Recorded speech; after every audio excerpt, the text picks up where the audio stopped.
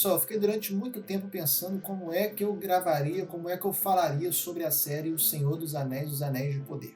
Eu pensei a princípio em fazer live, episódio por episódio, porque era a série que eu estava mais empolgado para ver em 2022, porque eu amo, simplesmente amo O Senhor dos Anéis. Sou fã dos livros, estou lendo os livros agora, para me inteirar até mais sobre o assunto. Gosto de ouvir sobre Tolkien, consumir conteúdo sobre Tolkien e, principalmente, sou um grandíssimo fã da trilogia feita pelo Peter Jackson. E, na minha opinião, são os melhores filmes já feitos na história. Essa é até a minha opinião. Se eu estou aqui produzindo conteúdo para vocês, se eu tenho aqui o canal Falando Cinema, muito disso eu devo ao impacto que a trilogia do Senhor dos Anéis teve na minha vida. Então no vídeo de hoje eu vou comentar um pouquinho sobre as minhas impressões sobre esses 5 primeiros episódios da série, sobre minhas expectativas, como é que tá sendo, coisas que eu gostei, coisas que eu não gostei, tudo isso depois da vinheta.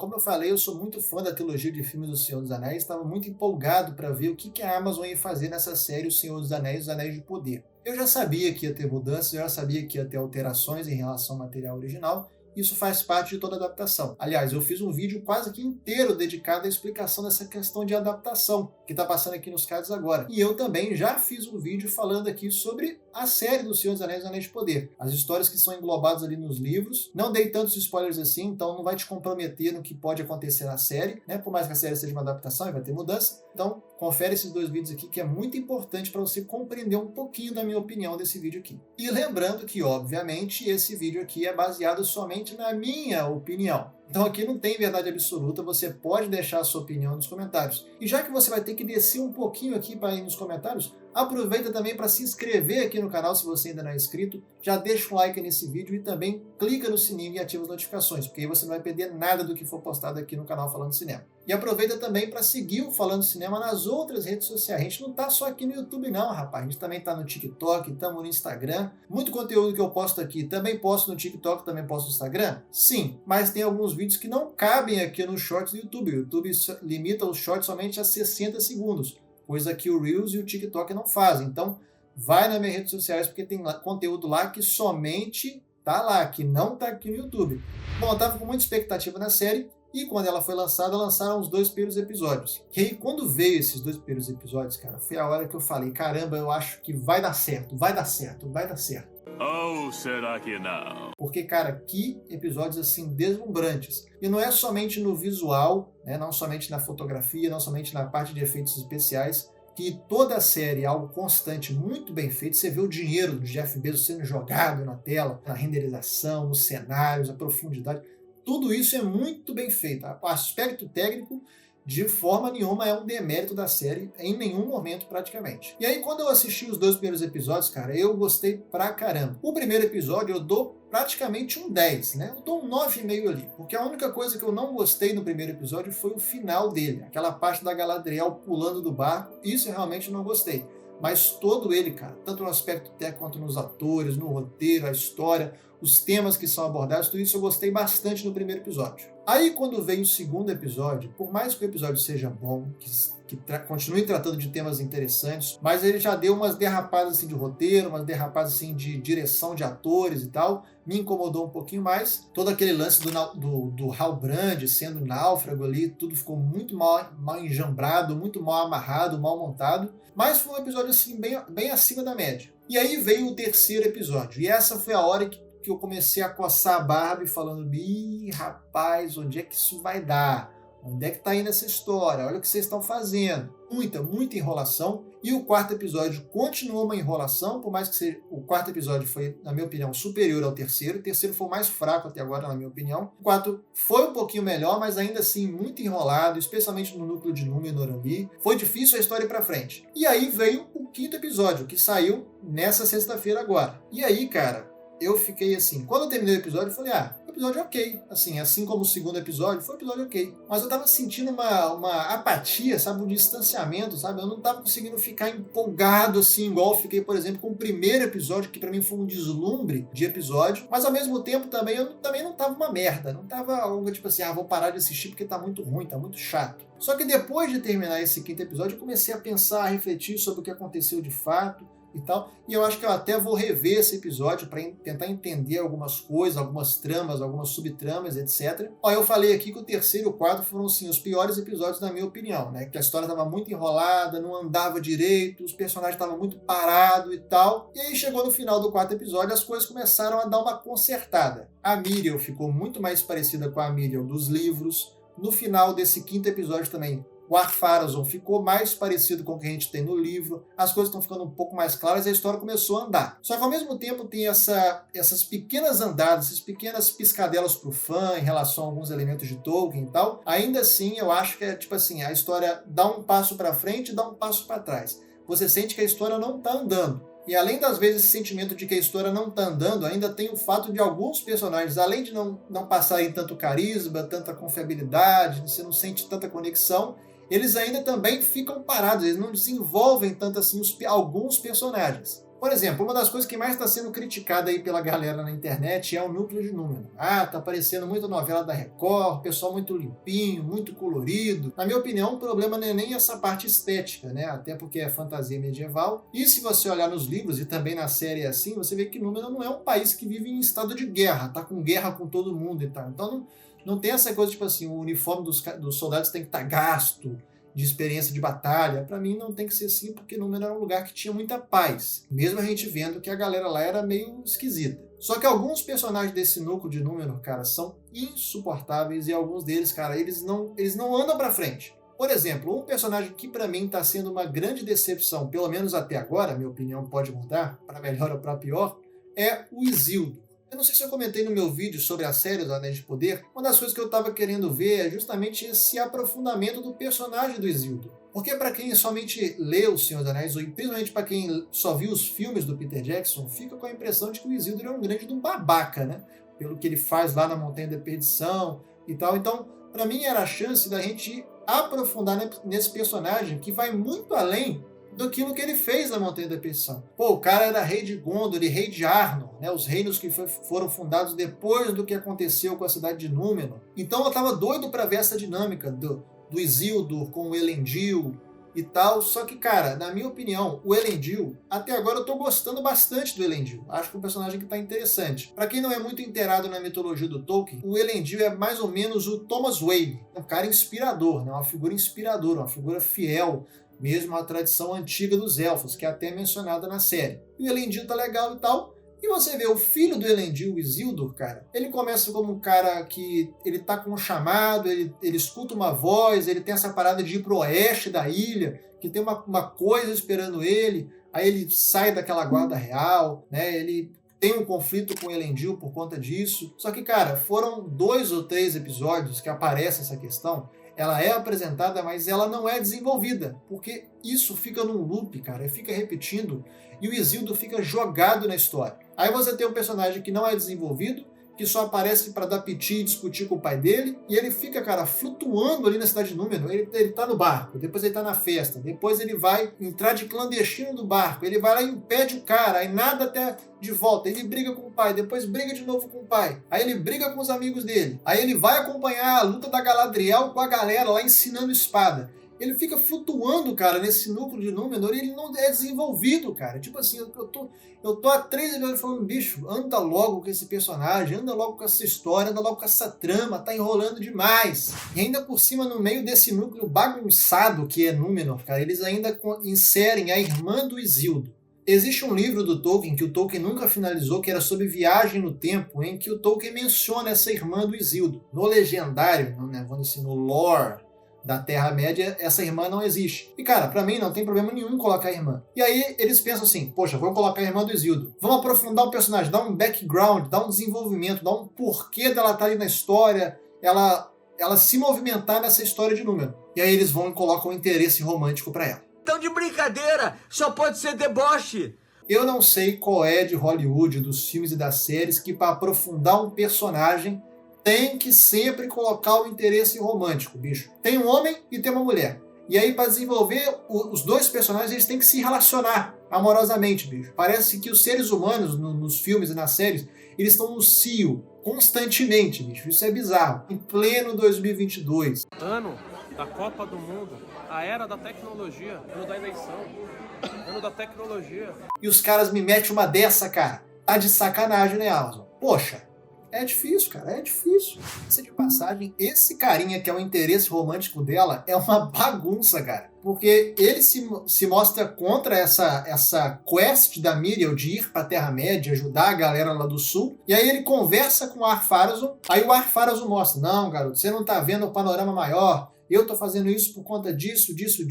Eu achei espetacular esse diálogo, porque esse é o Ar-Pharazôn dos livros, né? Isso é interessante de ver. O Ar-Pharazôn tá sendo ajustado. Só que aí ele dá um sorrisinho tipo assim, ah, beleza, então tá tudo em casa, tá tudo certo. Parece que esse conflito dele tá resolvido. E aí, cara, 2 cenas depois, ele tá invadindo um barco pra colocar fogo, pra ver se isso gera uma comoção na galera pra eles não irem. Tipo, isso é totalmente incoerente, cara. Ele tava resolvido, como é que ele voltou nesse conflito? Então, cara, esse núcleo de número, ele vive se repetindo, ele vai dando volta, é complicado, cara, é complicado. E nesse núcleo de Númenor, eles ainda inserem a Galadriel e o Halbrand. E, bicho, sem brincadeira, antes da série estrear, eu tava até com uma expectativa do Halbrand se tornar um Nazgûl. O Tolkien não fala quem são todos os 9 Nazgûl, só fala quem são alguns, a identidade de alguns deles e tal. Pode encaixar, beleza. Só que, cara, quando o Halbrand é introduzido na série, cara, foi no 2º episódio. E ele é a causa da série derrapar tanto no 2º episódio. E, na minha opinião, cara, o Halbrand se torna uma âncora pro personagem da Galadriel, cara. Porque não deixa ela seguir em frente, não deixa a personagem desenvolver e não deixa a história ir pra frente, cara. Ele empaca a personagem da Galadriel, que estava interessante de acompanhar no 1º episódio. A jornada dela, a motivação dela, tudo isso estava bacana de se ver. E aí, quando ele entra, cara, ele vira uma âncora para ela. E aí, no final do 4º episódio, eu até fiquei com uma certa esperança, porque quando a Míriel decide despachar a Galadriel e o Halbrand fica em Númenor, foi a hora que eu até fiquei aliviado. Falei, por mais que essa decisão não seja uma decisão que a Míriel dos livros tomaria, né, pelo menos eles vão separar a Galadriel do Halbrand, vão deixar o Halbrand no núcleo dele lá, e deixar a Galadriel desenvolver, cara, porque a personagem estava parada. Mas a Míriel vai lá e decide pelo contrário, mantém a Galadriel na ilha e decide de fato lutar pela Terra-média. Essa é uma decisão que eu gostei, mas de certa forma também lamentei, porque o Halbrand voltou a ser uma âncora para o personagem da Galadriel. Porque quando chega nesse 5º episódio, eles têm a mesma discussão que eles já tiveram no 2º episódio, das motivações da Galadriel. De que ela está nessa jornada por conta do que aconteceu com o irmão. Obviamente isso não está dizendo que é por conta de vingança pessoal, mas essa motivação pessoal também tem a ver com o destino da Terra-média como um todo, então ela está querendo achar esse inimigo, não somente pelo que aconteceu com o irmão, mas o que pode acontecer com todo mundo, né? Porque o mal da Terra-média não é somente o mal que afeta os elfos, ou somente os homens, afeta todas as raças. Então ela tem aquela cena ali onde ela fala a mesma coisa que ela já tinha falado para ele 2 episódios antes. Então, achei completamente perda de tempo. Não é a cena o problema, não é os atores um problema, não é nem a direção, nesse caso, o problema. O problema é o roteiro, sabe? É que está se repetindo nesse núcleo de número. Então, assim, por mais que tenha algumas coisas boas, pontos positivos nesse núcleo, para mim está muito enrolado, muito truncado o que está acontecendo nessa parada de número. Sorte é que no final do 5º episódio, finalmente parece que agora vai. Agora a história vai andar, já entrou no barco, tá indo para a Terra-média, beleza. Saindo um pouquinho desse núcleo de Númenor e indo para os núcleos de Lindon, que é o reino do Gil-galad, e do de Khazad-dûm, que é o reino dos anãos, e lembrando que para o Tolkien não é anões no plural, e sim anãos, essa estranheza é proposital no universo do Tolkien, nós temos ali também pontos negativos e pontos positivos. Mas, nesse caso, bem mais pontos positivos do que pontos negativos. Uma das coisas que eu nem estava com tanta expectativa assim é ver o Elrond, o jovem Elrond. Mas ele tem me surpreendido, cara, a cada episódio. Como esse ator tá mandando bem, como os textos, os diálogos dele são bons. E o Durin, do Reino dos Anãos, do Reino de Khazad-dûm, cara, é impagável, cara. Ele é uma das melhores coisas que essa série tá oferecendo. A interação do elfo com o anão. Ele que traz essa discussão lá nos primeiros episódios sobre a longevidade dos elfos e a brevidade da vida dos anãos, que também se aplica aos homens. Ele tá muito, muito bom mesmo. Todo o núcleo, o visual de Khazad-dûm, aquele rito lá de quebrar pedra, aquela cerimônia que a esposa dele faz quando os anãos são soterrados naquela mina caçando mithril, Tá muito interessante, cara, muito legal. Só que aí no meio dessa interação a gente tem o Gil-galad, né, que é o Alto Rei dos Noldor, né, o chefe dos elfos, digamos assim. E assim, cara, eu não conheço o ator que faz o Gil-galad, a experiência que ele tem pré-Senhor dos Anéis, cara, mas ele é um ator muito canastrão, muito teatral, ele é muito pomposo, parece que ele tá fazendo uma peça de teatro e não uma série de televisão. Pra mim, não tá passando muito bem a parada do Gil-galad, especialmente nesse 5º episódio. É bizarro. Ele chama o Elrond no final de uma festa que ele tem lá, inclusive com a presença do Durin, que ele dá a impressão de que ele tá bêbado, cara. Ele começa a pedir pro Elrond contar uma lenda que é considerada apócrifa. E, cara, uma parada sem pé nem cabeça. Olha só, eu não sou um grande expert, não sou PhD em livro de Tolkien no Legendário. Se você quiser saber mais sobre esse tipo de conteúdo focado nos livros de Tolkien,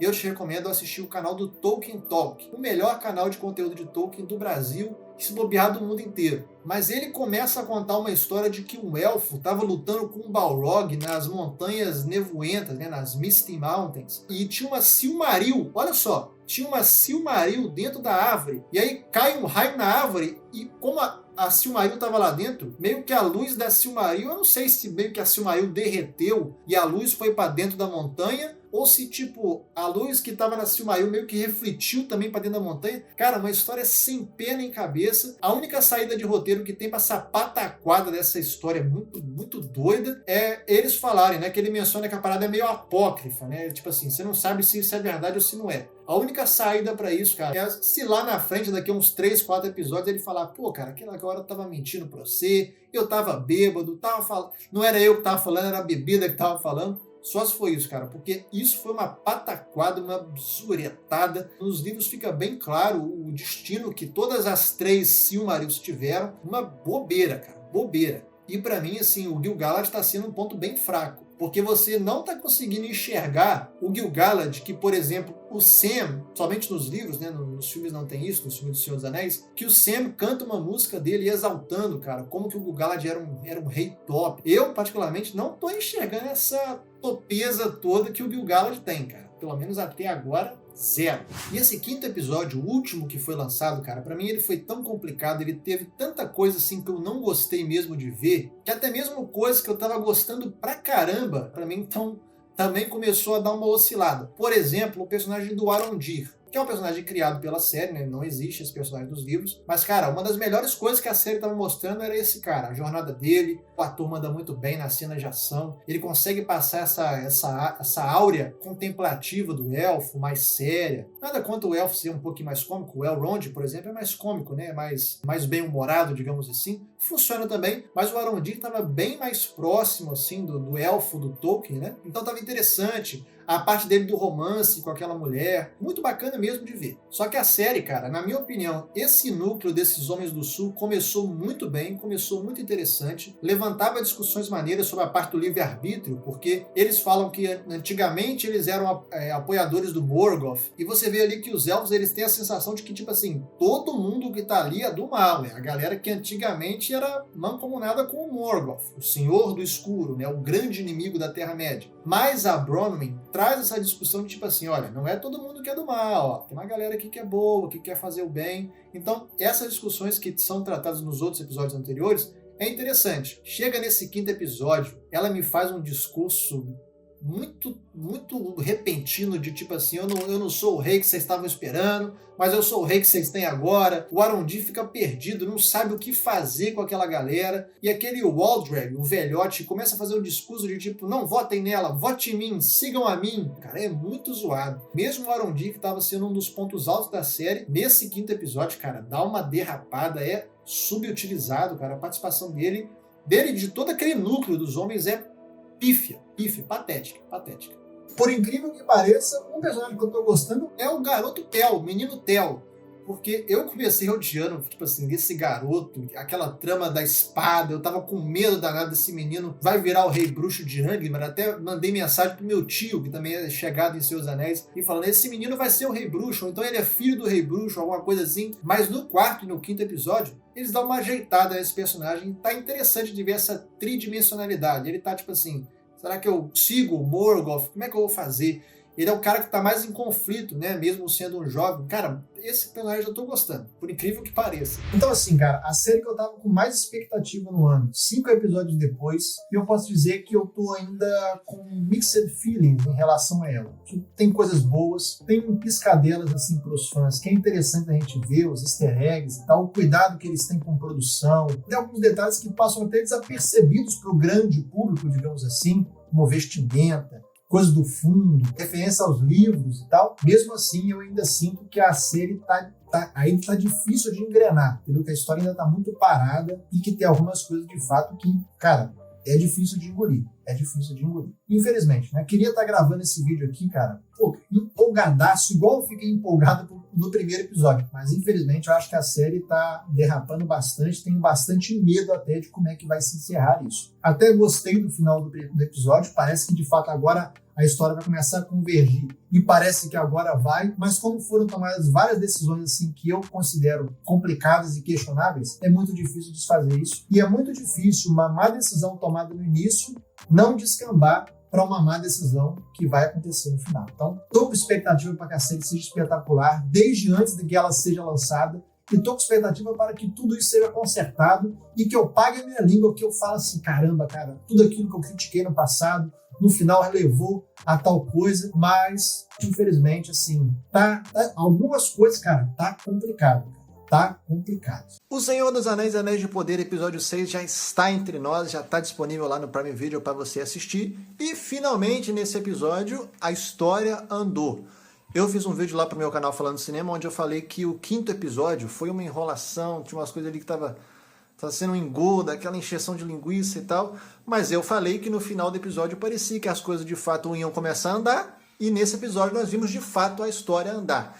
Que episódio empolgante, que episódio bem feito, bem dirigido.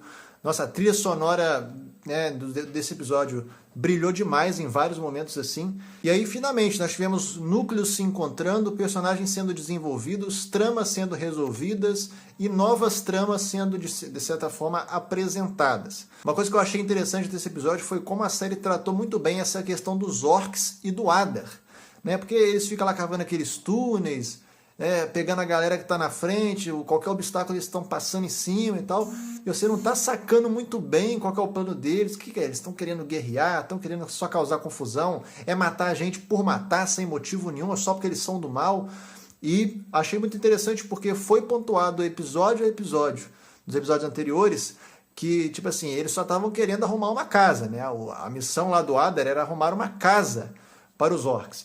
E nesse episódio, né, nós tivemos de fato o arremate a gol, né? Foi uma tabelinha durante os episódios e agora chutou para o gol e acertou, né? E para quem não tinha sacado, agora ficou, acho que bem claro para todo mundo, que aquelas terras do sul ali de fato é a terra de Mordor, a erupção ali da montanha que vai ser a Montanha da Perdição, onde futuramente o anel do Sauron vai ser forjado e também destruído lá na história do Senhor dos Anéis. E é interessante porque Mordor, no original, é Terra Negra. E o começo do episódio é o Adar plantando aquela semente, né, com aquele costume élfico que até o Arondir menciona, e colocando essa semente numa terra preta mesmo, né? Então, de certa forma, era uma dica do episódio do que iria acontecer. E que final, hein? Que final empolgante, que batalha interessante, né? Tem alguns probleminhas ali em relação àquela batalha e tal, não foi algo perfeito, mas foi algo bem competente, bem dirigido. A parte de efeitos visuais, a fotografia. Outra coisa que foi bem interessante de ver foi algumas referências à trilogia do Senhor dos Anéis, quando a gente vê a Galadriel colocando a mão no cavalo e falando Norolim, né? Norolim, para o cavalo andar mais rápido. Mesma frase que a Arwen utiliza quando ela está fugindo lá dos Nazgûl, com o Frodo no cavalo. Muito interessante. Tivemos também o Elendil falando ali em élfico com o cavalo, né? Que também remete à cena que o Aragorn, lá em Rohan, fala também em élfico para o cavalo acalmar e tal. Então, essas referências que a série faz, tanto aos livros e até mesmo aos filmes do Peter Jackson, são tipo assim uma política de boa vizinhança. Ela não está querendo ligar completamente aos filmes, até porque é uma outra história, se passa no outro tempo, mas que tem alguns personagens ali em comum, mas ao mesmo tempo também não tem aquela coisa da série de querer se desvincular tanto assim, porque sabe que o público é muito fã da trilogia do Senhor dos Anéis, que foi uma trilogia icônica, que é muito competente, que é muito boa. Então achei muito bacana esse respeito, né, que os showrunners aí estão tendo em relação à trilogia feita lá pelo Peter Jackson. Obviamente não é um episódio perfeito, né, tem alguns probleminhas e tal, e para mim o principal deles é aquela questão da espada lá do menino Theo ter ficado com aquele velhote, né? Porque aquilo foi muito jogado, muito mal explicado. Eu acho que essa mudança, essa virada na história poderia ter sido tratada de uma outra forma, que não aquela forma de tipo assim, olha que o saco passa na mão de um monte de gente, a espada tá enrolada naquele negócio e ninguém abriu para conferir, né? Só lá na frente é que alguém vai abrir e aí já quando abre, deu merda, né? Enfim. O único ponto fraco do episódio para mim foi esse. E outra coisinha também que eu tenho visto desde até de antes da série é em relação a essa relação do Halbrand com a Galadriel, né? Porque tem certas horas que eles meio que dão uma insinuada em algum tipo de romance ali. Isso é péssimo, né? Não só pelo fato assim da Galadriel nos livros, nessa época, já ser casada com o Celeborn, né? E na série já foi confirmado que vai ter o Celeborn, mas ainda não falaram se ele mais a Galadriel são casados ou algo do gênero, nada disso. Mas achei muito esquisita aquela conversa que a Galadriel tem com o Halbrand, né? Que ele fica falando, quando eu lutei do seu lado, eu me senti diferente e tal. Eu fiquei, lá vem esses romancezinhos da série. Mas eu espero que nada disso se concretize, que de fato eles podem ser companheiros de batalha ali, ele pode ter uma admiração por ela, mas romance, pelo amor de Deus, não dá, né? Não dá. Mas fora isso, foi um episódio super empolgante. Cara, no final eu fiquei vibrando assim, igual eu vibrei com o primeiro episódio, né? Espero que venha bastante coisa boa por aí. Acabou a primeira temporada de O Senhor dos Anéis, Anéis de Poder. Essa jornada aí de 7 semanas, né? Aguardando essa série, que eu estava com bastante expectativa, particularmente, já falei aqui, mas Senhor dos Anéis é a minha obra preferida, tanto é que tem uma coleçãozinha aqui de Terra-média aqui atrás. Mas, cara, assim, a série termina com um saldo positivo, mas infelizmente eu tenho que dizer que eu não gostei tanto assim desse último episódio. Por quê? Ele começa muito bem, mas ele termina meio esquisito. Todo mundo que é nerd, principalmente quem acompanha muita série, gosta muito de ficar teorizando sobre o que vai acontecer. Se o personagem vai morrer, se aquele personagem que parece que morreu, se morreu mesmo, se não morreu, se aquele personagem vai voltar. Todas essas teorias é muito bom e a gente discute e mantém essa série viva nas nossas conversas com nossos amigos, com nossos familiares, quem assiste a série com a gente, na internet, no YouTube. Tudo isso é muito bacana e eu achei interessante porque desde o começo tem todas essas teorias em relação ao Estranho, teorias em relação ao Halbrand, teorias em relação ao quem é o Sauron, o Anatar e tudo mais. E aí eu achei muito bacana porque durante uma certa parte do episódio eles tentam dar mais pistas sobre quem é o Halbrand, quem é o Estranho é o Sauron, né? O episódio já abre com aquelas sacerdotisas, aquelas místicas chegando pro Estranho falando, Lorde Sauron, achamos você, e tu fica... né? E depois se revela que na verdade não era bem isso e tal. Então, assim, era muito interessante porque eram coisas que era aquela revelação para falar, caramba, olha essa revelação e tal, e isso foi interessante no decorrer do episódio. Mas quando chegou no final e teve toda aquela revelação de que o Sauron que o Halbrand era de fato o Sauron, eu achei isso desnecessário, certo? Eu acharia melhor, eu acho que até, eu não tenho assim uma opinião formada sobre isso, mas eu acho que não é problema o Sauron ser o Halbrand. Mas, na minha opinião, eles tinham que ter dado, assim como fizeram com o Estranho, tinham que ter dado mais pistas, certo? Mas não ter revelado todo o mistério exatamente. A gente agora sabe que o Estranho é um Istar, mas a gente não sabe qual Istar que ele é, né? Tudo indica que vai ser o Gandalf, né? O que não faz muito sentido, né? Se você olhar os livros, mas tudo bem. Mas em relação ao Halbrand, eu acho que poderia ter dado mais pistas de que ele poderia ser o Sauron, mas que não precisava ter revelado e acabar a temporada já com toda aquela revelação e principalmente não precisava daquela correria dos 3 segundos finais do episódio para fazer os 3 anéis dos elfos, cara. Primeiro porque eles inverteram a ordem, porque nos livros os anéis dos elfos são os últimos a serem feitos. Tudo bem, a questão não é somente inverter a ordem, mas, cara, é um momento onde existe uma distinção entre os anéis que foram feitos sob a influência do Anatar nos livros e depois eles, percebendo a merda que tinha dado, se fazem os anéis dos elfos, e depois isso vai gerar a guerra, né, do Sauron contra os elfos, que depois vai invadir Eregion e tal, isso nos livros, tá? E toda essa importância, essa distinção que existe, esse caráter especial que existe nos livros dos anéis dos elfos, foi condensada, cara, numa cena de 2 minutos da câmera passeando na forja, sabe, visualmente bonito, legal e tal, até colocam na forja lá meio que o formato do olho do Sauron. Mas, cara, que apressado, que final apressado. E não sei, cara, ficou um negócio tão apressado que aquele final do Halbrand chegando em Mordor ficou piegas. Simplesmente piegas. Mas apesar disso, eu até gostei da cena de revelação do Halbrand sendo Sauron, porque isso faz uma forma de fechar o arco da Galadriel, né? Que é um arco onde ela começa essa busca pelo Sauron. A princípio é uma busca perseverante, porque ela tem a motivação do irmão dela, depois a parada vai descambando para uma coisa de obsessão mesmo e de vingança pessoal, e aí no final ela percebe que, tipo, se não fosse por ela, provavelmente nada daquelas coisas teria acontecido, porque foi ela que encontrou o Halbrand, e confiou nele, ajudou ele, entendeu? E levou ele para Númenor, e tudo isso. Outro núcleo que teve um fechamento bastante interessante foi o núcleo dos pés peludos, né? De tipo, você vê que ali são os proto-hobbits, digamos assim, e a gente tem ali a personagem da Nori, que é uma aventureira, né? Que tem aquele espírito dos Tuk do livro, né? De serem aventureiros, de quererem partir para outros lugares, né? De querer descobrir mais desse mundo, e aí eles emendam isso com a trama do Estranho, que agora é revelado, né? Como eu já falei antes, que ele é um Istar, né? Ainda não foi revelado, pelo menos explicitamente, quem ele é. Mas no final do episódio ele cita uma frase que é citada pelo Gandalf somente nos filmes do Peter Jackson, né? Que na dúvida siga o seu nariz, certo? Muita gente está cravando que ele é o Gandalf, mas eu acho que a série está querendo brincar um pouquinho com essas teorias dos fãs, o que de certa forma é até interessante para gerar esse burburinho. Na minha opinião, se for seguir os livros, só pode ser um dos magos azuis, certo? Porque é a única base que tem para um Istar estar na Segunda Era. Porque nos livros, tanto o Gandalf quanto o Saruman e o Radagast chegam na Terra-média na Terceira Era e chegam de barco, certo? Não caem no meteoro.